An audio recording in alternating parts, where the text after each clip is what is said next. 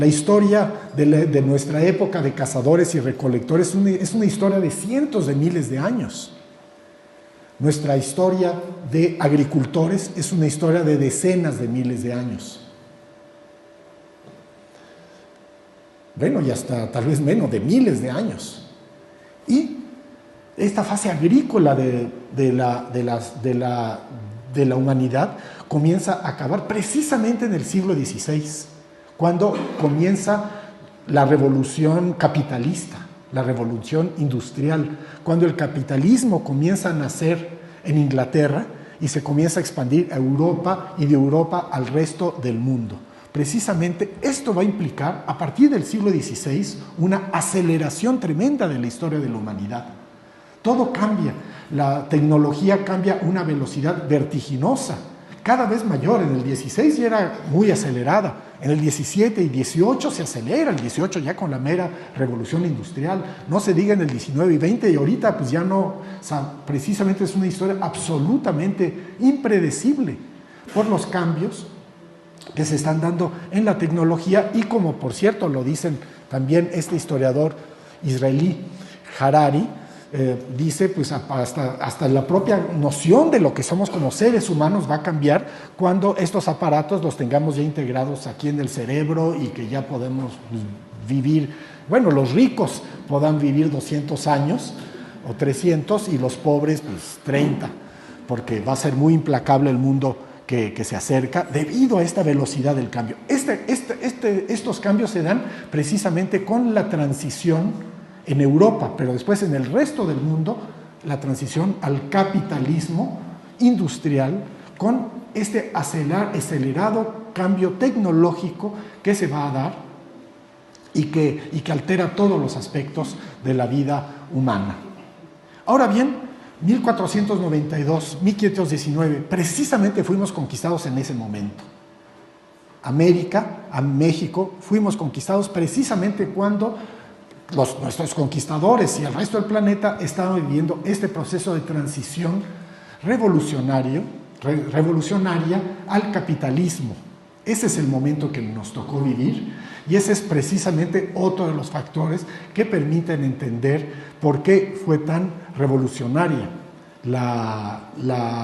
el descubrimiento y la conquista de México. Cambio tecnológico, cambio bacteriológico en las enfermedades y la transición al capitalismo que acelera todavía más las diferencias tecnológicas y que nos van a meter en este mundo, en esta tremenda transición al capitalismo. Ahora bien, esto se dio con una peculiaridad, que no nos conquistaron los ingleses. Hubiese podido ser, Acuérdense, Cristóbal Colón fue a ver a Enrique VII, le dijo, oye, ¿me apoyas a conquistar a mi viaje? Y bien le hubiese podido decir, sí, te apoyo. Y nos hubiesen conquistado los ingleses y esta conferencia se les estaría dando en inglés y México sería Nueva Inglaterra. Pero o sea, las cosas no estaban determinadas desde antes. La historia tiene muchos elementos de casualidad. Pero nos conquistaron no los ingleses que estaban en este proceso de transición al capitalismo.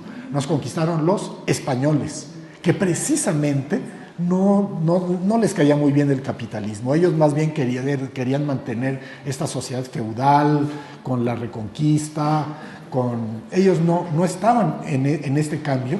Y esto va a ser peculiar porque le va a dar un respiro a América y a México durante los 3 siglos de dominación colonial. Que sí, vamos a estar integrados a Europa, pero a través de España y de Portugal, que nos van a mantener más o menos monopolizados y nos van a mantener hasta cierto punto protegidos de esta velocidad, de los cambios implacables que se dan con la transición al capitalismo. Y esto va a ser importante y es una serie de elementos que ya no sé si insertar en el esquema de esta plática en la larga duración o ya más bien en los cambios coyunturales que se dan a partir de la conquista.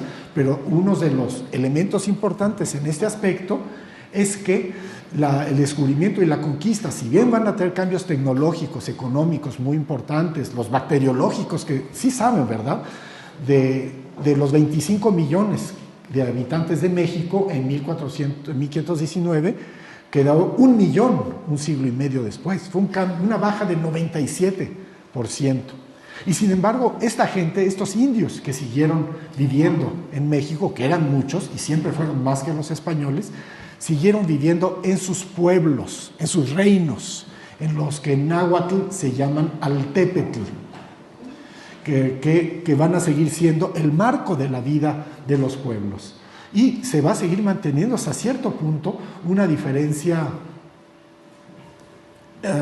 social, política y social, entre la clase alta, los nobles, los señores, y los maseguales, lo que en el viejo mundo serían los siervos, la gente común. Entonces, hay varios, va a haber una especie de coincidencia entre el mundo entre los elementos tradicionales del mundo español y los elementos tradicionales del mundo indígena, que se va a conservar y que nos van a dar cierto respiro durante los 3 siglos del dominio colonial en México, que se ven muchas veces como unos elementos muy indígenas, muy antiindígenas, pero que al contrario les permitieron a los indígenas seguir viviendo en sus pueblos, con sus propias autoridades, con muchas de sus costumbres, y que solamente esto va a comenzar a cambiar a partir de la Revolución de Independencia. Ahí sí que con la Revolución de Independencia, al independizarnos de España, al romper este monopolio que tenía España de América y de la América hispánica y Portugal, de Brasil, al romper este monopolio, pues nos abre al mundo no para liberarnos, nos abre al mundo capitalista del siglo XIX dominado por Inglaterra.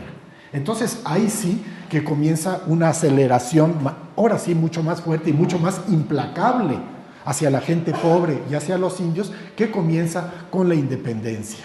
Entonces aquí sí ya viene este proceso de apertura al mundo capitalista contra el cual los españoles nos habían protegido, que se va a dar con este ciclo de transformaciones, como les dicen ahora, de la independencia, de la Reforma y de la Revolución Mexicana, que según el historiador marxista mexicano de origen búlgaro, Enrique Semo, él le llama a estas el ciclo de las revoluciones burguesas.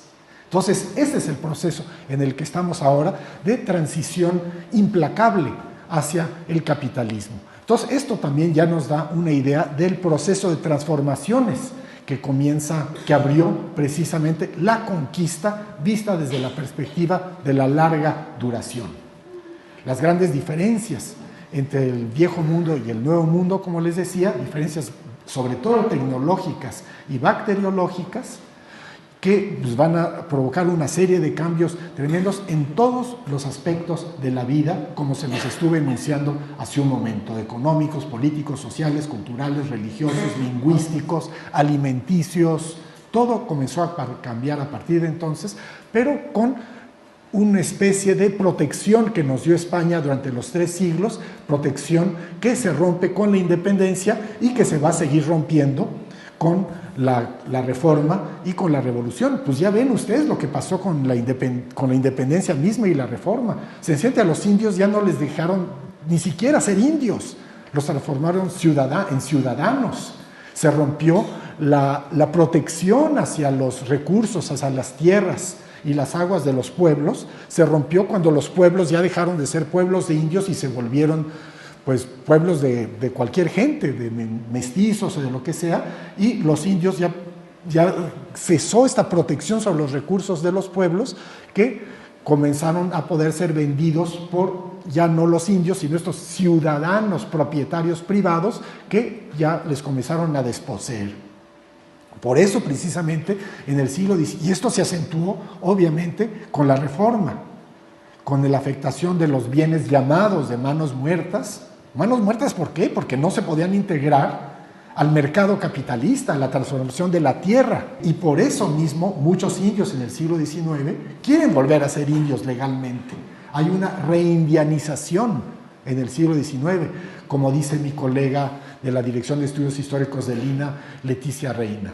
Y como bien lo vio Octavio Paz, la Revolución Mexicana, pues sí tiene muchos elementos que van hacia adelante, hacia el capitalismo. Vean ustedes, el grupo sonorense, Obregón Calles, pero también tiene el elemento, digamos, revolucionario, zapatista, que no es una revolución hacia adelante, es una revolución, es un regreso hacia la comunidad perdida, hacia la comunidad indígena perdida, que se va a ver en el zapatismo y, por cierto, se va a ver también en el neozapatismo de Chiapas, que también implica la búsqueda de una recuperación de estas comunidades perdidas que se habían mantenido durante el periodo colonial y que comenzaron a ser afectadas, golpeadas a partir de la independencia y de la reforma, y no se diga hoy en día.